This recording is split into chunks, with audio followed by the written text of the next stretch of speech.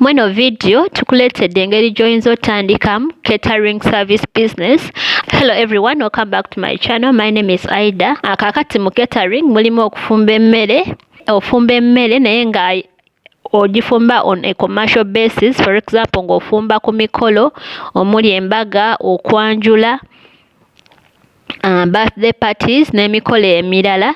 Osobola otandika eno business ya catering ng'ofumba emmere ku mikolo egy'enjawulo. Zino ze steps ezimu ezikwetaagisa okutandikawo business yo eya catering. Osobola gitandika ng'eri home based oba nga orentinga a space somewhere else n'obeera nga otandikawo business y'okutunda emmere oba eya catering service.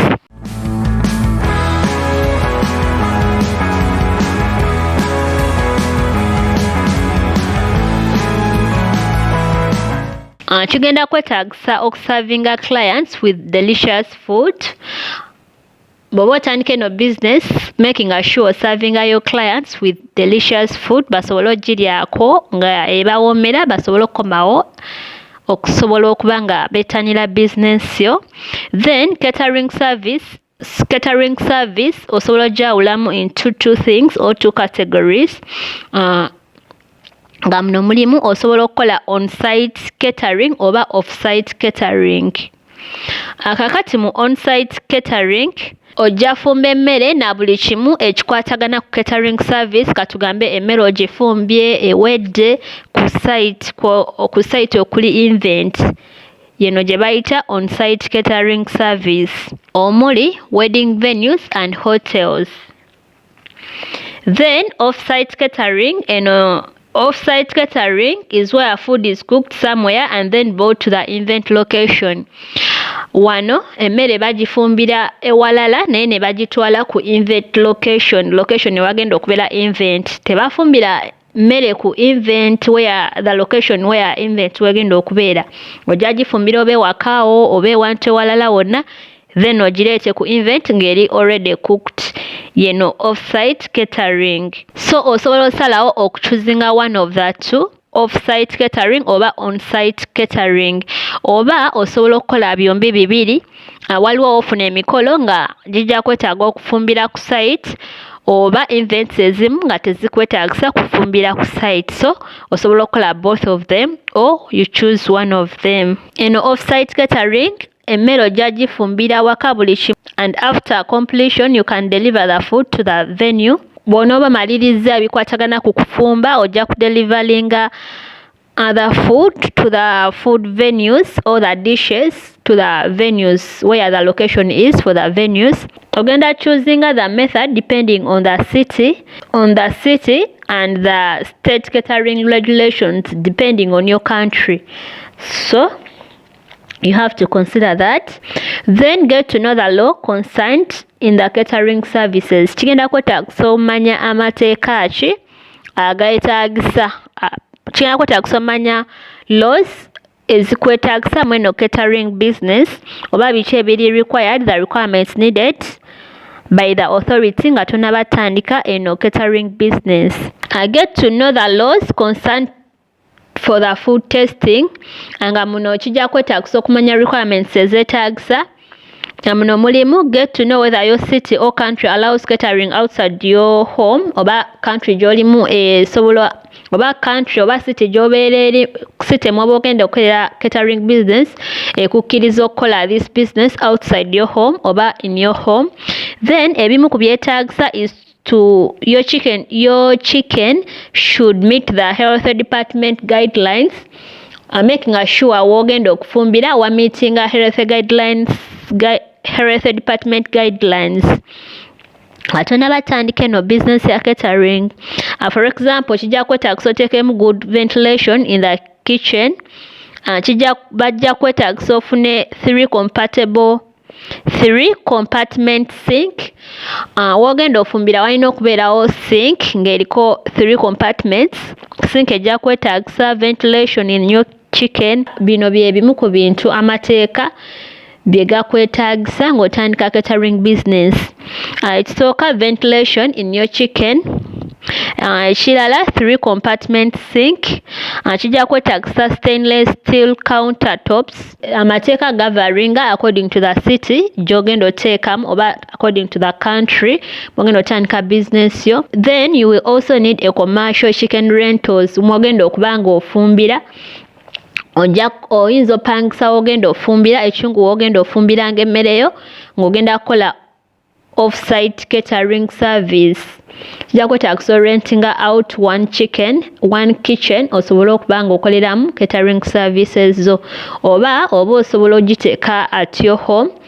Naye olina okugoberera amateeka olina okugoberera amateeka okuba nga otuukiriza the health department guidelines. So then you also have to know the cost of the business olina okumanya costs ki ezeetagisa. Kaakati kijja kwetagisa okusooka okukeepinga the expenses low at the beginning. Jjukira otandika butandisi, so teweetagisa nnyo okusooka kugula bintu biri very expensive, making sure you keep low expenses.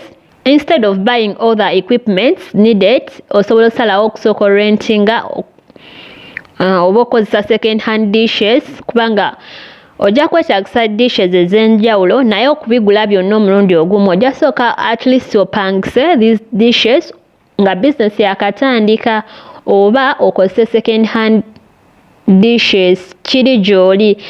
Naye okwewala okukola a lot of expenses, you can decide to rent out oba okozesa second hand things. Oba osobola osalawo okwewola equipment eri abantu ng'otandike no business abantu ab'enjawulo, oba eri amaduuka agatunda equipment omuli amasowaani. Oyinza okusalawo okusooka obyewola nga tonaba kubigula n'otandike no business yo, okwewala spendinga unnecessary. Then the tips, some of the tips eno business requiring a flexibility. Olina okuba nga oli flexible ng'osobola okuba nga deliveringa your services to any certain location oba any place, so making sure oli flexible.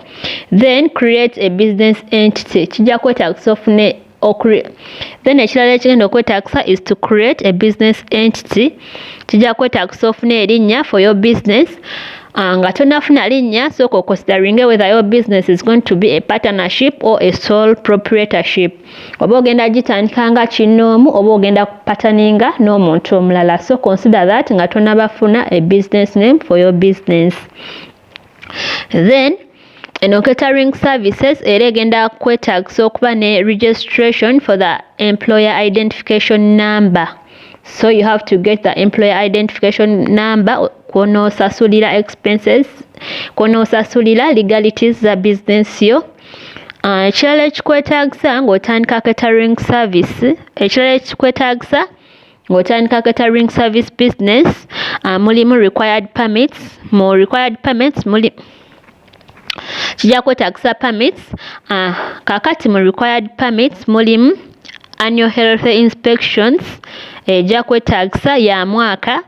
Then food handlers or food managers license, liquor license bw'oba ogenda tunda emyenge oba spirits mu business yo ng'ogenda supplying omwenge, kijja kwetagisa ofune liquor license. Then insurance twajogeddeko. Then kijja kwetagisa creating a menu for your business. Kijja kwetagisa creating a menu. Kaakati oba creating a menu, consider these things. Choose a specific menu plan. Kijja kwetagisa ofune specific menu plan. Tugambe nti oyinza ogamba nti nze ngenda kuba nga ntunda mmere bweti, oyinza ogamba nti nze ngenda tunda fast food, ngenda kukola catering services ng'eri ku fast food, oba ng'otunda emmere yonna local food.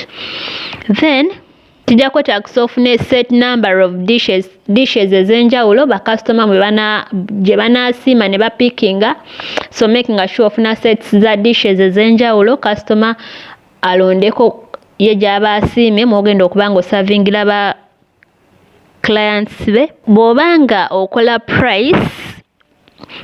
price y'emmere yo oba yo catering business, kijja kwetagisa considering the insurance costs, food costs, sente z'emmere egula sente mmeka, labor costs, chicken rental space, overhead byonna olina okusooka obiconsideringa nga tonnabakola price ey'enkomeredde. So bw'omala okumanya price eya bino byonna, so awo kijja kwetaagisa okole final price nga tokola katugambe nga tekuyingiramu ate nga atenyigiriza nnyo bakasitoma abo. Then kino kijja kuyambako to make sure you can cover all your expenses and still have some profit leftovers from each event. Obeere nga osobola at least ofunamu n'amagoba. Kati consider that ng'otandika eno business yo. Bw'oba ng'odesigninga your menu, consider your service methods. Ng'odesigninga the menu, consider the service methods. Some of the methods include oyinza osalawo nti ogenda kuba ng'okola buffet. So mu kino you can avoid certain items like kijja kwetaagisa avoiding certain items like those things which can easily be spoiled, like refrigerated things, ebintu byogenda okuba ng'oteeka mu fridge. Bw'oba okola buffet, avoid them. Ebintu ebyetaagisa fridge byavoidinge ng'okola buffet. Ekirala ekikwetaagisa is to maintain high quality through the food. Kola ebintu ebiri ku mutindo okuva ku process w'otandikira okufumba emmere, okugipreparinga, transportation paka weetuuka wa gyeraga, making sure you maintain higher quality services. Osobola okuba nga bakasitoma bawa ebintu osobola okuba nga ebintu obikola in a professional way ebya clients bo. Then kijja kwetaagisa okumanya the requirements needed to start this business. Requirements ki ezeetaagisa? Muno mulimu a second hand mixer for the baked food offers.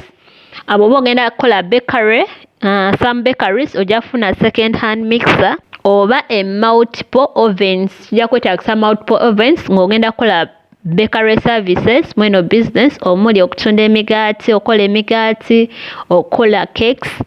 Then kijja kwetaagisa dedicated catering refrigerator to give you an extra cold storage or to keep your surprise safe from the hungry family members if working at home. Kijja kwetaagisa ofune refrigerator mogenda okipingilayo supplies safe okuva eri abantu abayinza obyegomba ne babirya naddala ng'okolera waka. So ofuna fridge mosobola okuba ng'ostoringa your items. Then you also need chafing dishes. Kijja kwetaagisa ofune chafing dishes. So kijja kwetaagisa chafing dishes osobola okukuumiramu emmere yo ng'eri hot, esobola okutuukayo destination area ng'ekyali hot, waawe ogenda ogigabira ng'eri hot. So funa chafing dishes okuuma emmere yo ng'eri very hot. Then kigenda kwetaagisa ofune serving utensils and dishes ogenda okuba ng'osavingiramu emmere zijja kwetaagisa. You also need a storage shed to keep your items. Kijja kwetaagisa ofune ka shed mogenda okuba nga okipingira items zo naddala nga emmere ogitonda, mogenda okuba nga okipingira items zo ng'eri ku site oba ku venue location, ng'etuuse ku location mogenda okuba nga osavingira abantu. So getting a shed mogenda okuba nga okipingayo items. Then build relationship with vendors. Kigenda kwetaagisa building relationships with the vendors. Nga muno mulimu some of the vendors kijja kwetaagisa ofune access to the wholesalers ababa bagenda okusupplyinga emmere gy'ogenda okuba nga okozesa mu business. So making sure ofuna abantu ababa nga bakusupplyinga emmere ey'enjawulo omuli amatooke, obummonde, kisinziira ku type of catering gy'ogenda okukola oba na menu yo gy'ogenda okuba nga osavinga eri ba clients bo. Naye funa ba suppliers basobola okuba nga bakusupplyinga ingredients woba ozeetaagira ate nga basobola okuba nga bakusupplyinga on a better prices. Bw'obeera ng'olina supplier wo asobola okuba nga akuwa ebintu oba emmere ku price ennungi. Then communicate with them. Then kijja kwetaagisa communicatinga with these suppliers.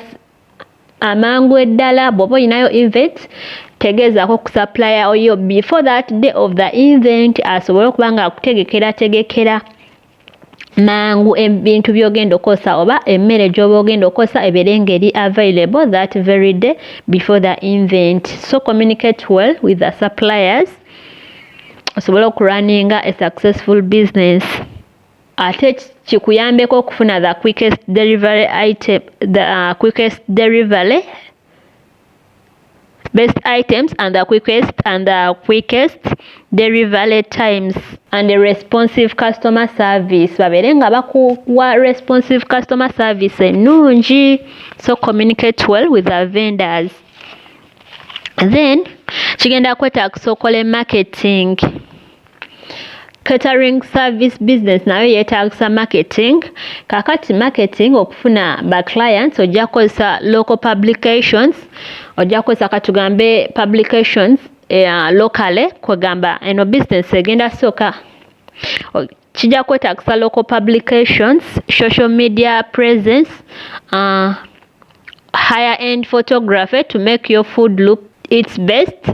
Kijja kwetaagisa ofuna ebifaananyi ebirungi okusobola okulaga nti emmere yo erabika bulungi esikiriza ba customer.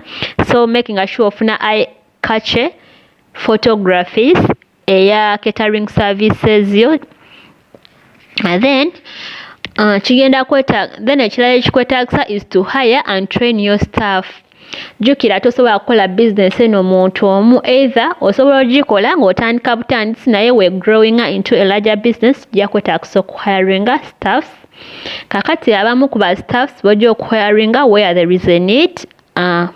Kijja kwetaagisa ofune bw'oba ng'ogenda fumba ojja kufuna server agenda okuba nga agisavinga eri abantu. Gwe bw'oba nga omulimu gwo gwa kufumba then funa server agenda osavinga emmere. Osobola okufuna abantu nga 2 oba 3 bakuyambeko. Then bw'oba nga ogenda kukola catering service ng'ogenda tuuza abantu ab'enjawulo kijja kuba bw'oba nga ogenda kukola eno catering service ogenda gikola for seated meals kijja kwetaagisa ofuna ba staffs abangiko osobole osavinga aba clients quickly basobole okuba nga bafuna emmere ebatuukako mu bwangu nga toba starvingsiza oba nga tubalindisiza nnyo okusobola okipinga emmere ng'ekyali hot. So funa ba servers ab'enjawulo. Then kijja kwetaagisa collectinga testimonials. Bw'oba nga oyagala business ye running ebulungi collectinga testimonials from your clients oba ba customers bo. Testimonials zino funa ba clients abakwogerako obulungi ba posting on your website abantu abalala that omuntu yenna bw'aba visitinze your website oba your business asobola okulaba abantu be bajja boogerako ku business yo oba ku services zo. Kino kijja kumusikiriza okusobola okujja mu business yo okuwagira. Then testimonials is one of the best source of new clients. If you get testimonials you get new clients. Then kijja kwetaagisa okukola market research. Bw'oba okola market research about your competitors, manya ba competitors bo, research about the competitors names, their names obamanye nti mweno business competing n'abantu bwe bati okolagane nabo tobafuula balabe bo kolagana nabo bulungi. Bayinza n'okuleetera ba customers abalala bw'oba nga jjukira bo oluusi baba baluddemu mu business kati bw'oba nga obeeyisizaako bulungi bw'aba nga atali willing kukola customer oba kukola ku client omu ayinza omukusindikira n'omukolako. So making sure okolagana bulungi ne ba competitors bo. Then bw'oba okola market research genda kwetaagisa omanya the food types. Kola research about the food types, demographics oba location mogenda oteeka business, the price abantu gye bagulirako emmere okusinga. So consider this ng'okola market research. Then the size of the company. Then n'ekirala eno catering service business egenda kwetaagisa okupickinga the right food. So bw'opickinga the right food kijja kwetaagisa to pick the right food. Kati okupickinga the right food sooka olowooze ku mmere ki gy'osinga okwagala gy'osobola ofumba obulungi osobola opickinga the right food. Look at the cost and the labor and the insurance. Ng'otandika eno catering business ojja sooka at least bakasitoma abasinga making sure baba tugambe ba neighbors bo, family members, your friends, osobola okubaservinga some food oba osobola osalawo nti bano bagenda okusooka okuba bakasitoma bange ngenda kufumba emmere yange ngibawe ku bwereere oba ku reduced price. Then bw'omala ogibawa basabe feedback, bajja kubuulira honest feedback about your food or your services. Osobola okuba nga at least omanya wa w'oyimiridde ku catering service. Bw'oba nga obadde ofumba bubi bajja kugamba osobole okukola improvements. Kaakati ezimu ku equipments z'ogenda okukozesa eno business ya catering services mulimu plates, jja kwetagisa ofune plates, silverwares, glasswares, disposable plates or utensils osobola ofuna disposable plates, special display trays kwogenda obba nga oteeka essowaani z'emmere, then chafing dishes with liquid fuel burners.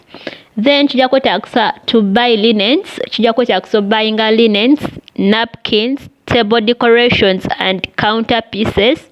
Then equipment endala mulimu tent or canopies for the outdoor events, kijja kwetagisa ofune tents, moving vans okuyambako okutransferingayo food to the destination for the transportation. Zezo zimu ku requirements ezigenda okwetagisa mu eno business. Those are some of the ways you can start a catering business. Thank you for listening to me. You can consider subscribing to my channel if you've liked the information in this video. Bw'obanga oyagala information, consider subscribing. If you're new to this channel,